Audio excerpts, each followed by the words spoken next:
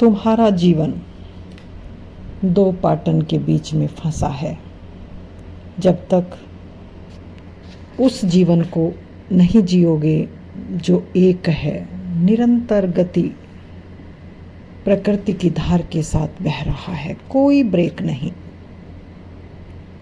कोई दो नहीं। तुम सत्य में हो, तुम सत्य में हो, जहाँ कोई रिलेट नहीं है। जैसे ही तुम तुलनात्मक दृष्टि में आते हो, तुम द्वंद्व में घिर जाते हो। और यह ऐसी बात है जैसे तुम कहो कि मैंने जान लिया है। क्या जान लिया? जानने को कुछ है ही नहीं, कैसे जानोगे? होने को बहुत कुछ है। तुम हो, तुम उस अवस्था में हो जहाँ तुम्हारा जीवन प्रकट है। तुम्हारे जीवन से बड़ा कोई सत्य नहीं। तुम यहाँ मुक्त और स्वतंत्र होकर, बिना किसी धारणा के, बिना किसी दबाव के, मुक्त चैतन्य दृष्टि जो किसी भी अवस्था में बदलती नहीं है। यदि बदलाहट है तो वो मन के कारण है। तुम बाहर दृश्य देखते हो, तुम तुरंत तुलना में आ जाते हो। ये नीम का पेड़ है, ये पीपल का पेड़ है, ये फूल का पेड़ है, ये आम का पेड़ है। तुम्हारी दृष्टि में भेद आ जाता है। तुम किसी स्त्री पुरुष को देखते हो, तुम्हारी दृष्टि में भेद आ जाता है। तुम किसी क्रिया को देखते हो, तुम काम के प्रति भेद करते हो।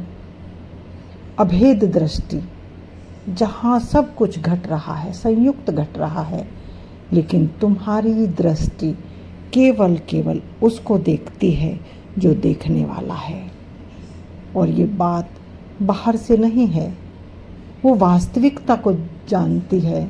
ज्ञान है, बोध है, जागरण है। जागने का मतलब क्या है?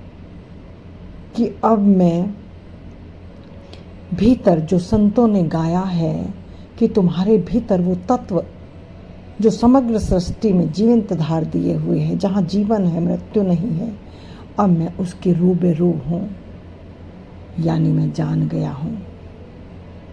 बूंद जब सागर में समाई और सागर होकर फिर वापस शरीर में लौटी तो दृष्टि बदल गई। दृष्टि बदलते ही सृष्टि बदल गई। अब चाहकर भी आप बाहर संसार में भिन्नता नहीं कर सकते हो। जैसे तुम चाहकर भी परमात्मा को नहीं देख सकते हो, ठीक इसी प्रकार अब तुम चाहकर भी द्वंद्व में नहीं जा सकते हो। क्योंकि अब जो संसार से भरी हुई आंखें थी, द्वंद्व से भरी हुई मैली आंखें थी, वो उज्जवल हो गई, निर्मल हो गई, प्रेमपूर्ण हो गई। क्योंकि अब दूसरा है ही नहीं। और जब दूसरा है नहीं तो सवाल जवाब, व्यक्ति विशेष, क्रिया प्रतिक्रिया का कोई मतलब नहीं। इन्हीं शब्दों के साथ मैं वाणी को विराम दूंगी। फिर कहूँगी प्रेम नमन।